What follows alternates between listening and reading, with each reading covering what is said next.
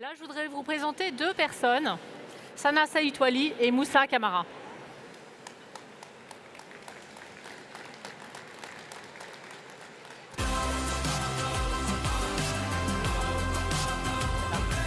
À côté de moi.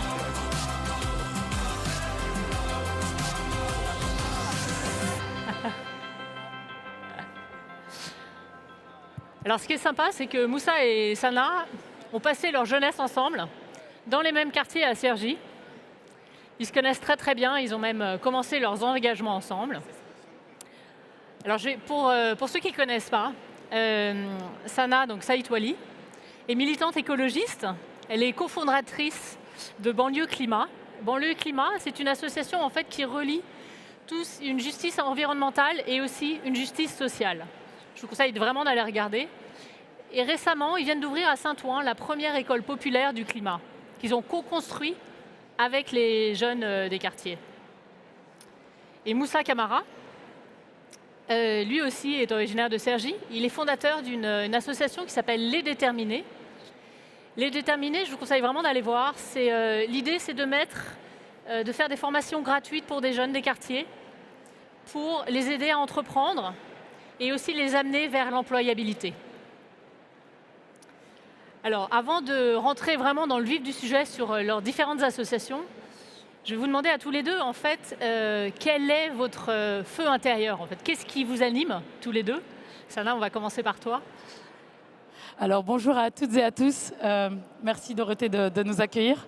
Alors moi je suis vraiment contente et moins contente parce qu'il n'y a pas assez de monde encore, il y a des chaises vides. Donc n'hésitez pas à vous installer pour écouter un peu ce qui se passe dans nos quartiers. Il se passe vraiment de belles choses. Je suis vraiment touchée et émue parce que c'est, je crois, ma première table ronde avec Moussa Camara, avec qui on a œuvré, on a grandi dans le même quartier à Cergy.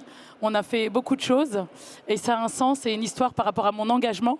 Et au niveau de ce que tu nous proposais, de ce que tu me demandais sur qu'est-ce qui nous anime, et je pense qu'on a un commun sur ce qui nous anime. Ce qui nous a toujours animés dans notre engagement, dans nos parcours, ça a été l'histoire de nos parents, ça a été l'histoire de notre quartier, ça a été le millefeuille d'inégalités sociales auxquelles on a pu faire face durant toute notre enfance et au fur et à mesure de nos engagements. On s'est toujours dit qu'à un moment donné, il fallait justement prendre cette place pour pouvoir agir. Et d'ailleurs, ça a été Agir pour réussir, ça a été la première association que nous avons cofondée avec Moussa Camara, qui nous a permis justement d'outiller et émanciper les jeunes des quartiers populaires, et notamment à Cergy-Pontoise. Et ce qui nous a ramené à Banlieue Climat aujourd'hui, ça a été vraiment la continuité de ces 20 ans d'engagement qu'on a pu avoir nous localement sur la question de la justice sociale et environnementale. Et toi, Moussa, qu'est-ce qui t'anime? Déjà, très heureux de partager cette table ronde avec ma sœur Sana Saïtwali, avec qui on a œuvré dans les quartiers, notamment à Cergy en 2007, où c'était un contexte assez particulier, parce que là où on a grandi, ce n'était pas forcément facile tous les jours, mais ce qu'il y avait, c'est la solidarité, c'est l'entraide, et c'est de faire en sorte de donner des conditions d'amélioration des conditions de vie des habitants dans lesquels on se battait. Et nous, ce qui nous anime, je pense, tous les deux, c'est ça.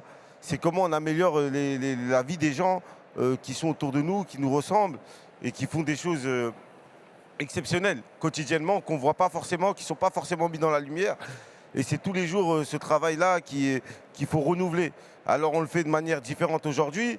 Sana un peu plus sur les questions d'enjeux climatiques, écologiques et tout, et moi plus sur la question économique, sociale, qui est hyper important parce que aujourd'hui on est dans une société où parfois on a l'impression qu'elle est de plus en plus individualiste. Et on a besoin de remettre les gens au cœur du projet. On a besoin aussi de remettre un peu d'entraide et de solidarité ensemble.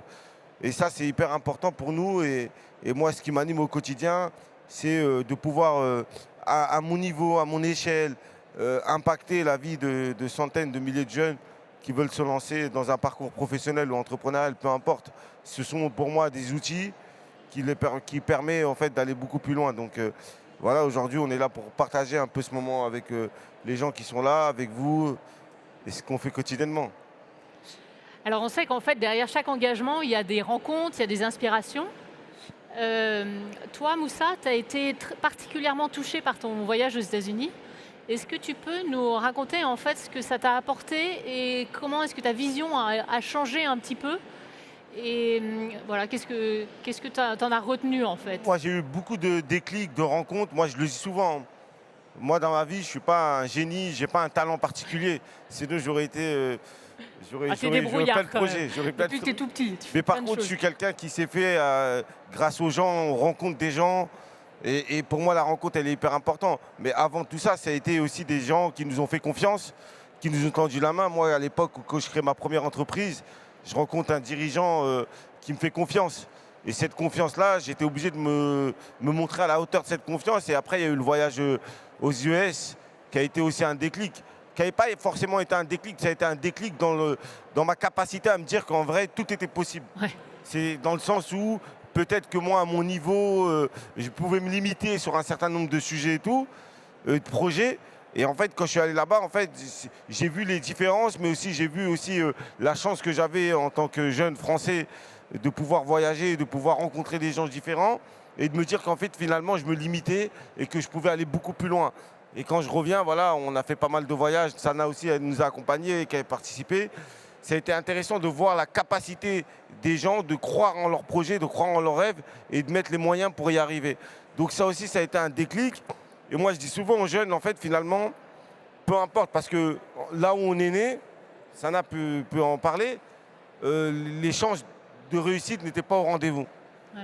Parce qu'on avait 1000 raisons de se dire que finalement, on pouvait baisser les bras et de se dire que ce qu'on fait, peu importe la manière où on le portait, où on le faisait, ça n'allait pas forcément fonctionner. Et il n'y avait pas d'exemple de réussite, des gens qui nous parlaient, qui nous disaient vous pouvez faire ça, vous allez pouvoir réussir dans tel et tel domaine, que si vous avez un rêve, croyez-y fort et qu'avec le travail, vous pourrez y arriver. Mais par contre, en allant là-bas, on a ressenti un peu ça. Et c'est un peu plus ça qui m'a marqué de ce voyage aux US que les États-Unis en tant que Il y avait aussi pays. Quoi. la partie échec. C'est-à-dire qu'aux États-Unis, l'échec est vraiment reconnu comme étant un avancement Ouais. et qu'il faut oser. Et c'est pas grave si on se trompe. Au contraire, on apprend, on grandit et on est encore meilleur derrière. Il faut rebondir. Ouais. La notion de rebondir. C'est après. valoriser justement les échecs, le rebondissement. Après un échec, après une porte qui est fermée, après un projet qui n'a pas forcément abouti, il faut avoir cette force intérieure, ce feu intérieur de dire ok, ça n'a pas fonctionné, comment je pivote et comment je regarde et comment je repars d'un échec et comment je me relève. Parce que l'échec, parfois, il peut briser. Bien Et sûr. souvent, quand après, nous, on vient d'endroits où on avait tellement rien que finalement, on n'avait rien à perdre. Donc, tout ce qu'on faisait, c'était du bénéfice, c'était du positif. Et toi, Sana, tu as commencé à 16 ans à créer une commission des jeunes parce que tu t'es rendu compte que dans les quartiers, il n'y avait pas justement d'activité pour les jeunes filles.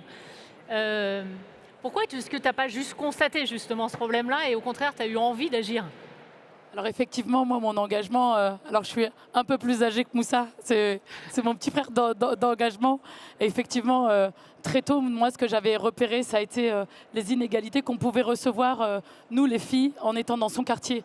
Pas par justement nos frères qui étaient sur le terrain, parce que nous, on a eu la chance d'avoir un quartier où, filles comme garçons, on pouvait cohabiter, co-construire des choses ensemble. Seulement, les propositions qu'il y avait en face, elles n'étaient pas équitables. Donc du coup, très tôt, j'avais ressenti ce besoin de réunir un collectif de jeunes filles à l'époque du quartier pour dire non, attends, là les gars, ils ont plein de trucs, plein de chantiers, plein d'actions pour faire des choses. Nous, c'est pas le cas. Comment nous, on peut faire justement pour se positionner? Et moi, la particularité que j'avais, c'est que je suis l'héritière d'un papa qui était très engagé localement et du coup qui m'a transmis aussi le feu de cet engagement-là. Et j'avais déjà ce qu'on appelle aujourd'hui les actions citoyennes d'engagement, etc., qui m'ont permis de commencer à œuvrer. Et comme on vous le disait, hein, très vite et au vu des années qui passaient, 2005 les émeutes, nous 2007 on crée l'association AGPR. Et ce que vous dit pas Moussa, c'est qu'il a été prescripteur de beaucoup de choses. Donc moi j'agissais dans mon coin avec les jeunes filles, etc. Et lorsqu'il y a eu les émeutes dans les quartiers et lorsqu'il fallait inclure, après la naissance d'AGPR, il fallait introduire la question de la fille dans son quartier, il est venu me voir et il m'a dit « Sana, on a besoin de toi.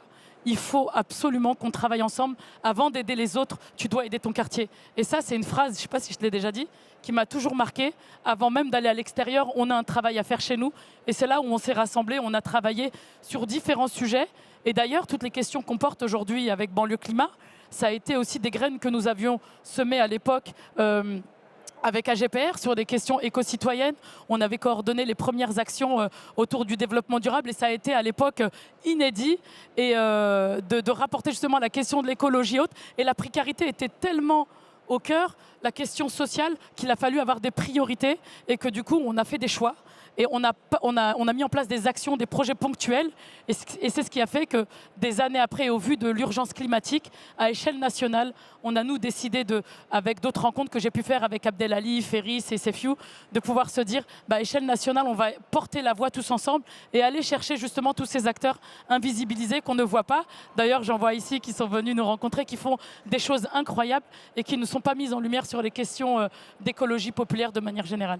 Et il y a aussi une phrase que j'adore quand tu dis il ne faut pas évangéliser les quartiers en fait, il faut co-construire avec eux, il faut travailler avec eux et c'est ce que vous faites avec Banlieue Climat. C'est ce qu'on fait avec Banlieue Climat. Construisez justement le contenu, etc. Comment est-ce que tu as eu fait pour les embarquer ces jeunes? Alors nous, et c'est important aussi d'avoir tout à l'heure, Camille m'a posé une question, elle me dit c'est ouf, vous avez 3 ans et vous réussissez à faire plein de choses. J'ai dit non, ça fait 3 ans que Banlieue Climat existe, mais ça fait plus de 20 ans qu'on est engagé et enfin on nous écoute. Ouais. Et la nuance, elle est là. Et aujourd'hui, en fait, le fait qu'on nous écoute que maintenant, avec le peu de moyens qu'on a, il y a un décalage entre la hype et les réseaux sociaux et la réalité et les moyens qu'on peut donner à Banlieue Climat et à d'autres associations qui sont sur le terrain, qui agissent. Et aujourd'hui, la question de la mobilisation, c'est un savoir-faire, c'est un savoir-être et c'est aussi écouter. C'est de là où on vient. La première chose qu'on fait chez nous, c'est on écoute, on est au cœur des gens. Et comme on est ces gens-là, nous, on est représentatifs aussi de notre environnement.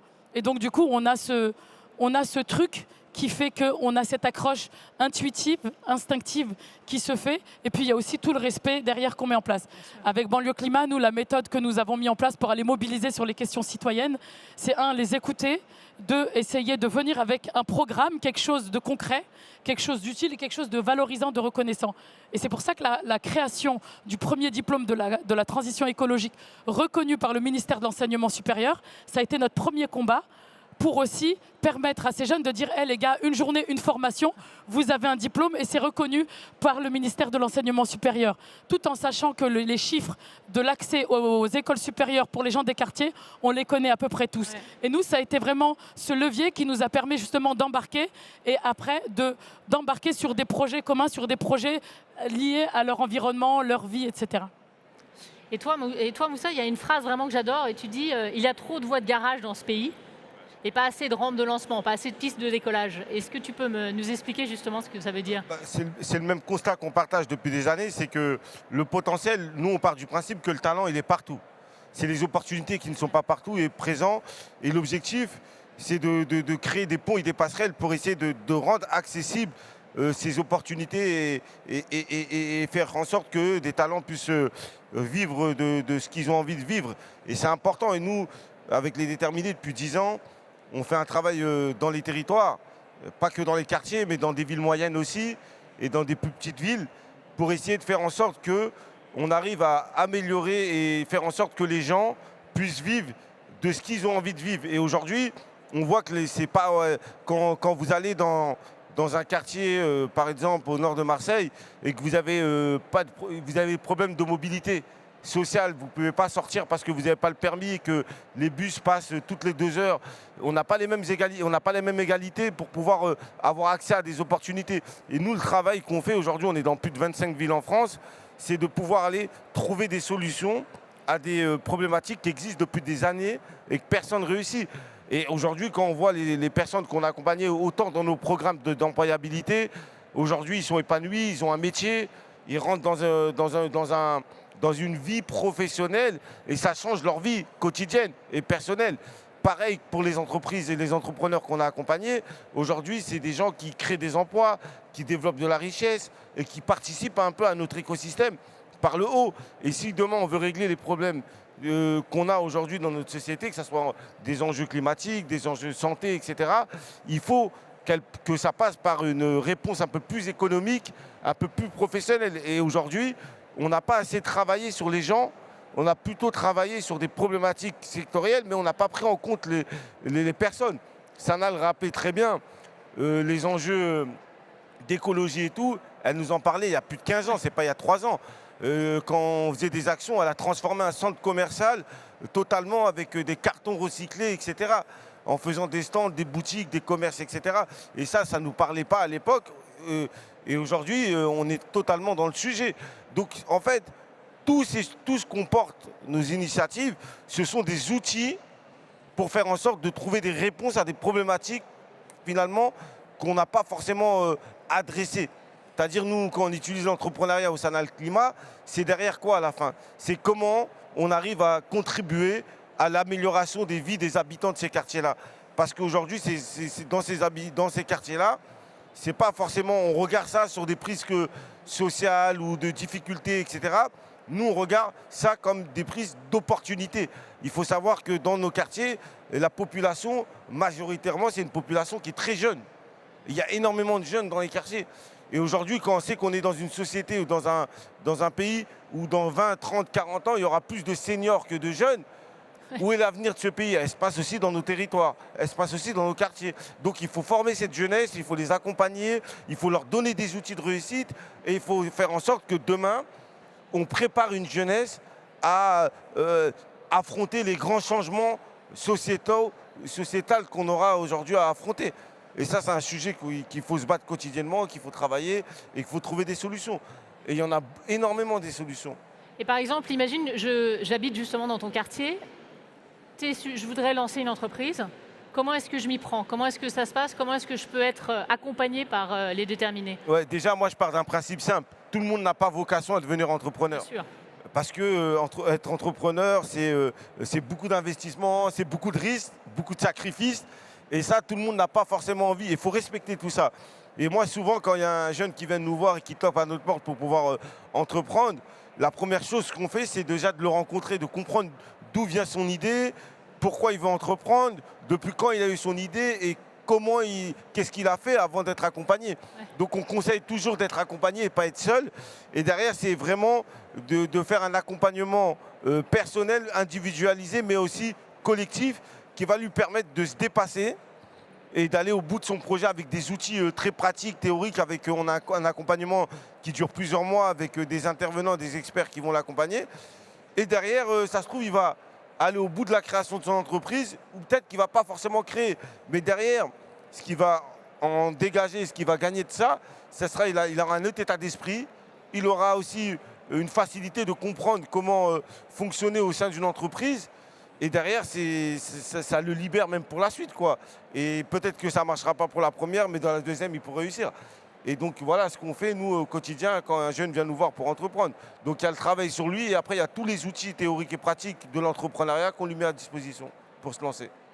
Et si c'est les sujets environnementaux qui m'intéressent et que j'habite dans les quartiers, qu'est-ce que là, on essaye d'avoir tout le monde pour le coup. Alors nous, il y a deux types de publics qu'on va voir aujourd'hui. Les jeunes qui sont les jeunes formateurs qu'on forme. Donc on a vraiment un enjeu de transmission. Donc nous, la particularité, c'est qu'on a créé une formation qui permet par la suite d'avoir des jeunes formateurs qui, eux, à leur tour, deviennent formés, etc. Mais aussi, nous, notre champ d'action, c'est d'aller toucher ceux qui pensent, mais quand je dis qui pensent, être éloignés de l'écologie et que ça ne les concerne pas. Parce que clairement, nous sommes les premiers concernés face à ce qui arrive et les derniers concertés. Et nous, aujourd'hui, quand on va dans les quartiers, on va raconter l'histoire de nos parents, elle est très importante, notre ancrage dans nos quartiers et aussi les problématiques qui sont liées clairement à la question environnementale. Donc il y a quelque chose, forcément, sur quasiment 99% de fois où on échange avec les jeunes, il y a une chose qui accroche le jeune. Soit une maladie, soit l'histoire des parents, soit la question de la mobilité, la qualité de l'air ou autre, il y a toujours quelque chose. Et on prend cette accroche pour pouvoir justement les embarquer. Et on a créé un programme qui est assez vulgarisé, assez fun, qui est porté aussi avec des gens sympas et qui est communiqué d'une manière très nouvelle génération, qui permet aussi de se dire « Ah ouais, c'est sympa ». Mais en même temps, on a une exigence. Nous, ce qu'on ne veut surtout pas, c'est de dire « Ah, banlieue climat, on fait… Tout à l'heure, tu disais le quartier washing ou je ne sais pas quoi ». C'est quoi? Oui, le quartier washing. Le oui. quartier washing. Alors moi, j'avais jamais entendu, parce que nous, on sait qu'on fait tout, mais pas du washing, parce qu'on travaille sincèrement avec les gens, on fait avec, et on les voit monter en puissance. Et aujourd'hui, on le voit, les nouvelles figures. Au départ, au démarrage, on avait Ferris Barkat, qui est notre figure, et qui est l'un des cofondateurs de l'association. Mais aujourd'hui, on a des Aymen, on a des Someya, on a des Omeima, on a des Khadim Koulibaly, on a des trajectoires complètement différentes. Et ça, c'est des récits. Et ces récits-là, on a besoin de les vulgariser pour embarquer d'autres jeunes. Et il y a quelque chose de palpable. Et aussi derrière, on a fait un gros travail auprès des familles, la parentalité. On a un enjeu aujourd'hui de travailler ensemble, main dans la main. Donc, et avec la ruralité et les quartiers populaires, mais également d'embarquer les familles. Nous avons lancé le collectif Les Mamans pour le Climat. La formation des papas pour le climat arrive au mois de mai. Et l'idée, c'est de pouvoir repositionner la question climatique de manière générale au cœur de l'éducation parentale et comment on peut avancer ensemble. Et ça, ce sont des choses qui te permettent aujourd'hui d'avoir de l'impact directement.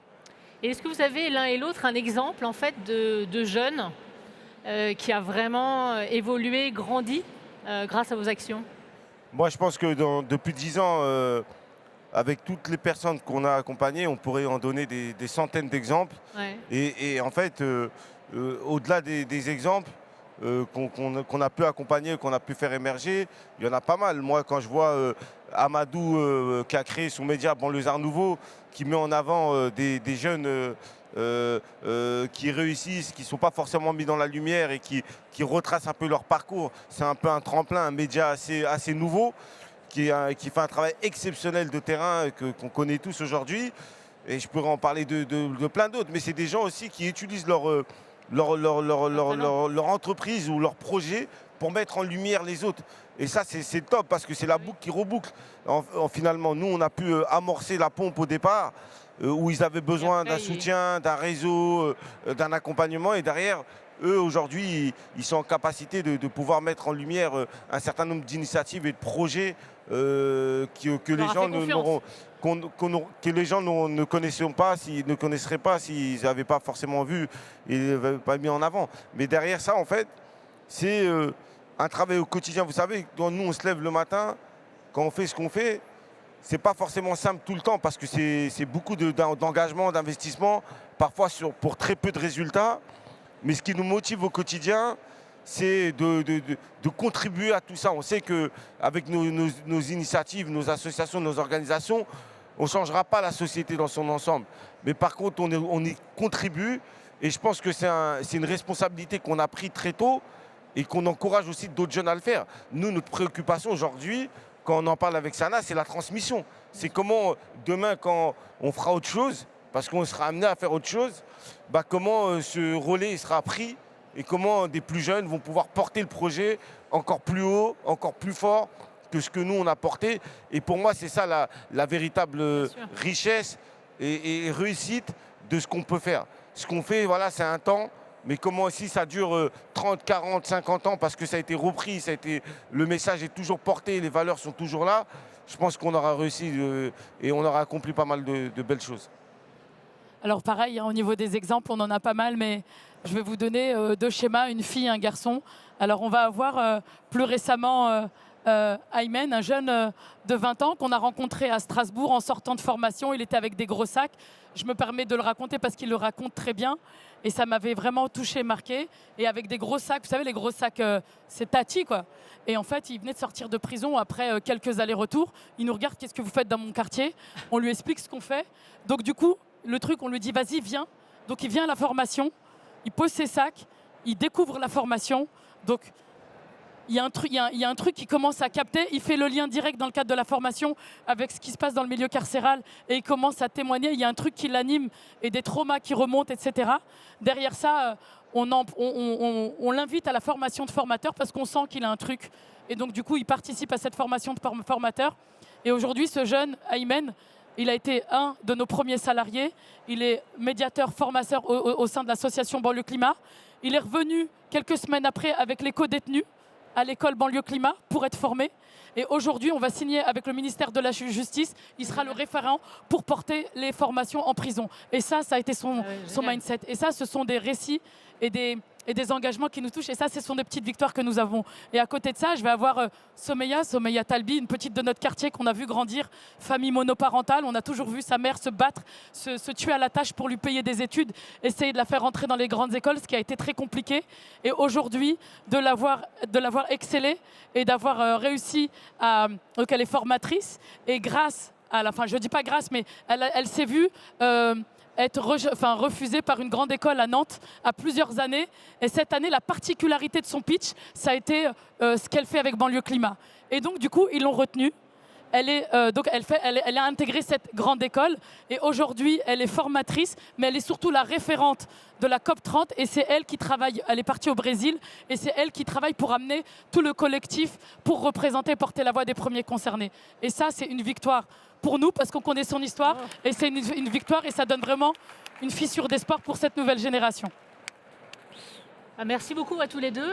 Il y a une chose vraiment qui m'a marqué dans les conversations qu'on avait pu avoir avant, c'est vous dites souvent n'attendez pas la permission pour agir.